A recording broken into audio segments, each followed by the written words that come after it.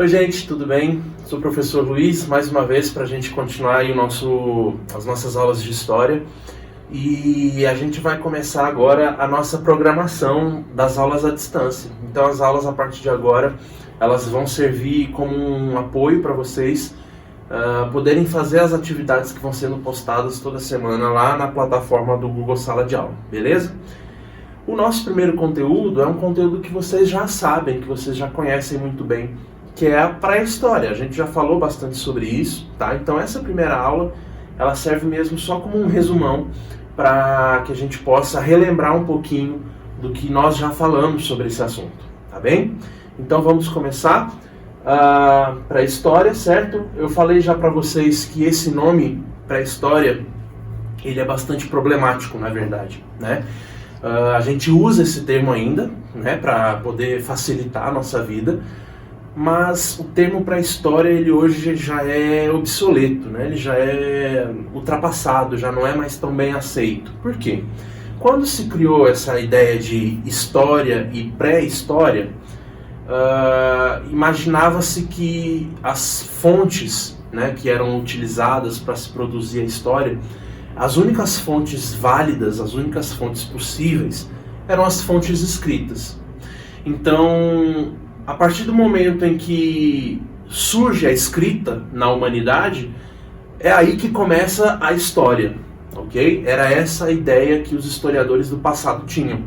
Só que hoje, pessoal, a gente sabe que não é bem assim. A gente sabe que fontes podem ser várias outras coisas, não só documentos escritos, né? Como fotos, objetos, jornais antigos, vídeos. Então, assim, não dá para dizer que o que vem antes da escrita não é história, né? É história também, tá bem? Então, a gente usa o termo pré-história, mas é preciso que vocês tenham em mente que esse termo hoje ele já não é mais tão adequado para se falar, para se falar dessa maneira, tá bem? Então, por isso o nome pré-história, né? Pré seria algo que vem antes da história, porque na verdade a história só começa a partir da escrita, mas a gente já sabe hoje que isso não é verdade. Tudo bem?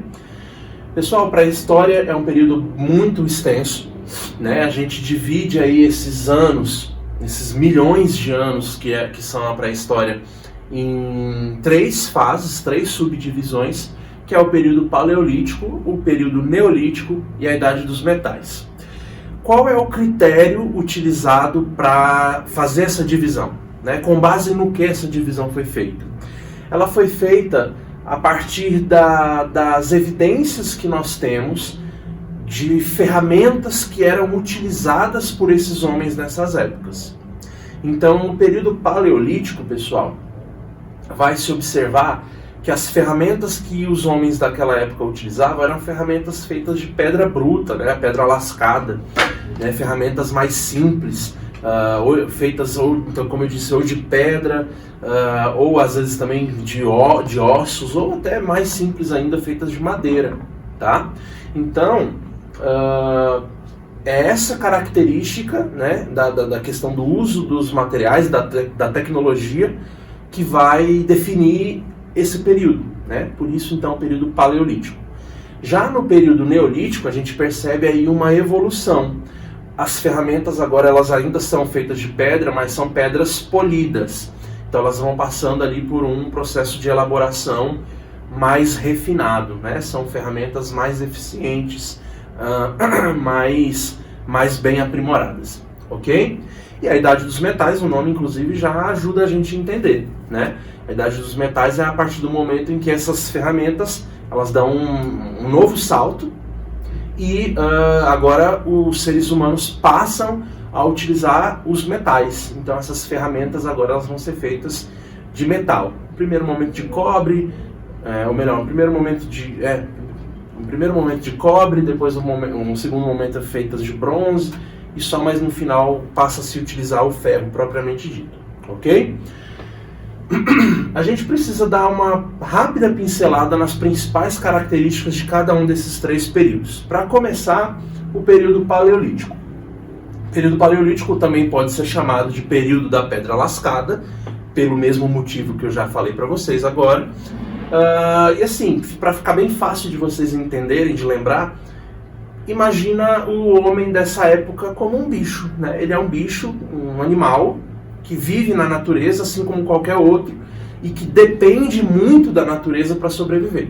Ele ainda não tem ali os meios necessários para dominar a natureza ao seu favor, né? Então, assim como um animal, ele vive da caça, né? Ele vive da coleta, ele vive em cavernas, ele ainda não tem essa capacidade de construir abrigos, né? Além disso, pessoal, esse homem ele vai ser nômade, né? Nós já discutimos o que é isso. O nômade é aquele que não possui um local fixo, né? Então ele, de tempos em tempos, ele precisa migrar em busca de alimentos, em busca de recursos para sua sobrevivência. Por que ele faz isso? Porque ele não é capaz de produzir o seu próprio alimento, né? Ele precisa sempre estar, como eu disse, caçando o seu alimento.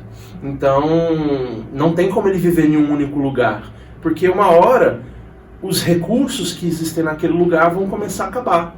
Então é por isso que ele vai ter que ser nômade, né? Ele vai ter que migrar então de tempos em tempos de um lugar para o outro, tá bem? Assim como um animal, esses homens eles também não possuem uma linguagem complexa, a linguagem deles é bastante rudimentar, bastante primitiva, então se comunicam por meio de ruídos, né? Por meio de gestos, também vão fazer em alguns momentos aquelas artes rupestres, né? Que são aqueles desenhos feitos na caverna. Aquilo ali também é uma forma de comunicação, ok? Desses homens aí.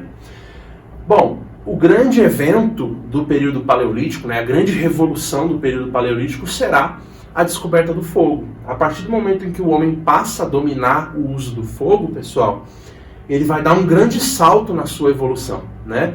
Ele agora já começa a ter as condições necessárias para dominar a natureza ao seu favor, ou seja, agora ele já não é mais um bicho como aqueles outros, né? Ele já está, digamos, acima nessa cadeia evolutiva, né? Poxa, pessoal, para que serve o fogo? Cara, ele serve para você caçar, para você cozinhar os alimentos, ele serve para você se aquecer, ele serve para você iluminar, né? Serve para você se proteger à noite de outros bichos, de outros predadores. Então, o fogo ele dá muitas opções para aumentar a chance de sobrevivência desses homens no período paleolítico, ok? Então, é por isso que a descoberta do fogo ela é tão importante para a evolução da humanidade. Beleza? Essa imagem aqui vocês também já viram, né? Eu tenho certeza que todos vocês já conhecem, porque eu já mostrei para vocês, que é uma imagem que representa aí o que é o período paleolítico, né? Então a gente observa alguns elementos aqui, por exemplo, o homem, utilizando uma pedra como ferramenta, né? Eu vejo que ele não está usando um machado, um martelo, nada disso, ele está usando uma pedra bruta, uma pedra lascada, tá bem? Vejam que esses homens eles sobrevivem da caça, sobrevivem da coleta, né? São pessoas que vivem em cavernas, né? Então eles não possuem ali, eles não constroem os próprios abrigos, né? E por que eles são dessa maneira? Por que eles vivem dessa forma? Justamente porque eles são nômades, ok? A gente pode afirmar com toda certeza que esse lugar onde eles vivem não é o lugar que eles vão viver para sempre, né? Eles vão, assim que os recursos ali da região acabar, eles vão procurar um outro lugar, um outro abrigo para poderem continuar sobrevivendo, ok? Agora sim, pessoal, o período neolítico, tá? O período neolítico também pode ser chamado de período da pedra polida, de novo, pela mesma razão que nós já falamos anteriormente, tá? E o período neolítico ele coincide com o fim do período glacial, tá? Isso quer dizer que antes a Terra ela passava por essa chamada era do gelo, ou período glacial, onde as temperaturas elas eram muito mais baixas, né? A partir desse momento, quando você tem o fim desse momento aí, as temperaturas sobem, e isso vai ser muito importante para a sobrevivência dos seres humanos, porque agora eles vão conseguir ocupar outras regiões que eram antes muito frias, para que eles pudessem sobreviver, né? Então agora, aumentando ali o espaço de ocupação humana, aumenta-se também, claro, as chances de sobrevivência dessas pessoas, né? Além disso, pessoal, o período neolítico ele é muito importante por causa de um grande evento, que é a chamada Revolução Agrícola. O que isso quer dizer? Quer dizer, pessoal, que esses homens agora eles são capazes de cultivar, de plantar os seus alimentos. E isso é muito importante. Pode parecer besteira, pessoal, mas isso é um grande salto na evolução humana. Porque agora que esses caras eles conseguem produzir o seu próprio alimento, eles já não dependem mais de ficar caçando na natureza, certo? Eles agora podem, ali no lugar onde eles vivem, eles podem produzir o seu próprio alimento. E agora que ele produz o próprio alimento, ele também não vai ter que mais ser nômade, certo? Por que ele era nômade antes? Porque ele tinha que ficar buscando os recursos o tempo todo, certo? Agora não mais. Agora que ele produz o seu próprio alimento, ele pode se tornar então sedentário. Sedentário é o oposto de nômade. Ele pode agora se fixar em um lugar. E ali ele vai viver e construir ali a sua vida, vai construir a sua família e todas as suas gerações. Beleza? Pessoal, óbvio, né? Junto com a questão da Revolução Agrícola, a gente também passa a ter criação de animais, né? Então isso também vai ser um outro evento importante para a evolução humana, né? Eles agora vão poder criar ali a vaquinha, né? O boizinho, a cabra, o porquinho e tal, para justamente eles terem mais alimento e também outros recursos que vão ser utilizados por ele, né? Vocês sabem, a vaca, por exemplo, ela não fornece só carne, ela fornece leite, ela fornece couro, né? Ela pode ser usada para vários outros fins, né? A matéria-prima obtida através desses animais. Tá bem? O que isso gera? Né? Qual é a grande consequência dessa revolução agrícola e da sedentarização do homem, pessoal? Bom, agora que eles já não são mais nômades, eles vão começar a se fixar em um lugar. Essas pessoas que agora vivem em um lugar fixo, elas vão começar a viver ali, elas vão formar suas famílias, essas famílias vão crescendo, elas vão se juntando com outras famílias, que vão gerando grandes comunidades, e essas comunidades, pessoal, elas vão dando origem às grandes civilizações. Então as civilizações antigas, essas que também a gente já conhece, elas começam a se formar a partir do período neolítico. Vejam que isso jamais seria possível se não fosse por meio da Revolução Agrícola. Como é que você vai criar uma grande civilização composta por nômades? Não dá, não tem como, né? É preciso que haja a Revolução Agrícola e a consequente sedentarização para que surjam essas grandes civilizações. Aonde que essas civilizações elas vão surgir primeiro? Elas vão surgir aonde existem as melhores condições para isso. As melhores condições para que seja desenvolvida a agricultura. Para a gente ter a agricultura muito bem desenvolvida, pessoal, a gente precisa de água, certo? A água é a fonte da vida, né? Não tem como você cultivar nada sem água. É por isso que as grandes civilizações mais antigas, pessoal, elas surgem justamente em regiões onde nós temos a presença ali de grandes rios. Esses rios, então, eles vão ser muito importantes para a formação dessas civilizações antigas, tá? Eu dei 3 exemplos aqui para vocês. Onde é que surgem essas primeiras comunidades? Na região do Crescente Fértil, na região do Vale do Indo e no Rio Amarelo. Essas regiões, pessoal, o que todas elas têm em comum? Elas possuem grandes rios, né? A região do Crescente Fértil, ela é composta ali pela região do Rio Nilo, do Rio Tigre, do Rio Eufrates. O Vale do Indo é onde hoje ali é a Índia, né, que tem esse vale composto por vários rios importantes. E o Rio Amarelo, o nome já diz, né, é uma região também muito importante que vai dar origem à civilização chinesa mais na frente, tá bem? Então vejam que a presença de rios, ela está muito ligada à formação das antigas civilizações. Por que isso?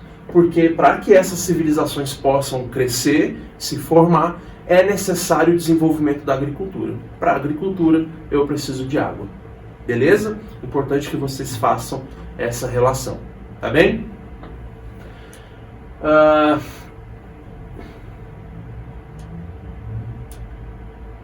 uma imagem, né, para a gente retratar o período neolítico.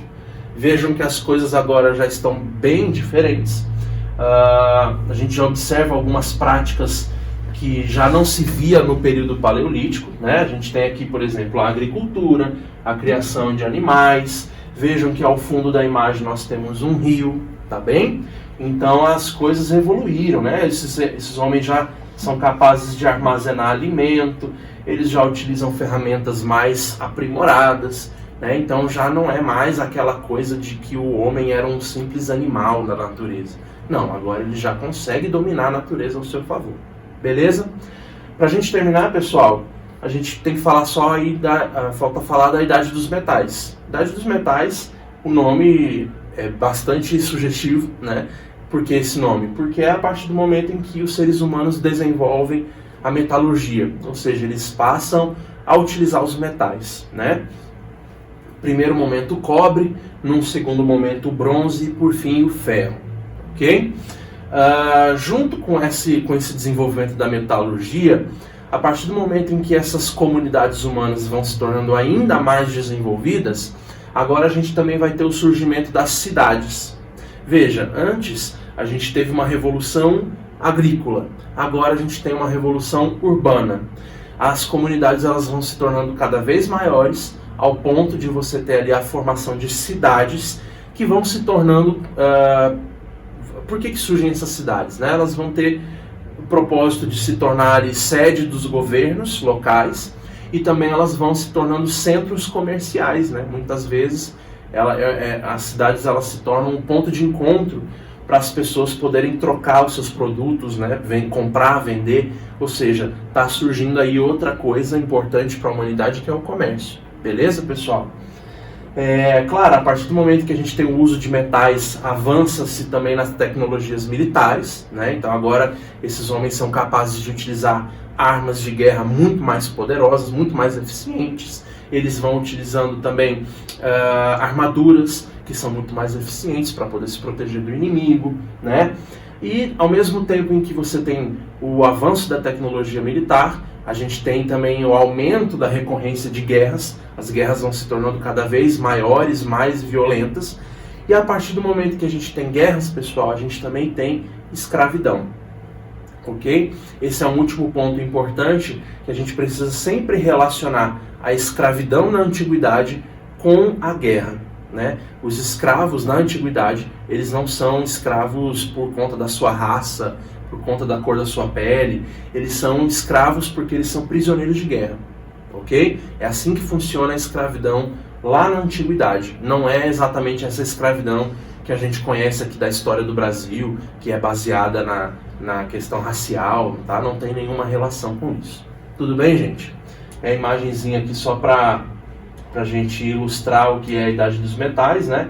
Vejam que agora a gente está falando aí de uma cidade propriamente dita, né? Com muralhas, com casas construídas. Aqui na frente a gente tem a imagem, ela mostra as etapas da produção do metal, né? Então mostra para nós aí que é uma sociedade já bem mais desenvolvida, bem mais evoluída. Beleza, gente? Pessoal, a pré-história ela abrange esses três períodos. A partir do momento que a gente tem o desenvolvimento da escrita, por volta de 4.000 anos antes de Cristo, a gente começa a entrar na história propriamente dita, tá bom? E é a partir daí que a gente vai ver as nossas próximas aulas. Na próxima aula, na segunda parte desse vídeo, a gente vai dar uma atenção um pouco maior à pré-história do Brasil. A gente vai ver o que acontecia no Brasil durante esse período aí de pré-história. Beleza? Vou ficando por aqui. Até a próxima. Um abraço.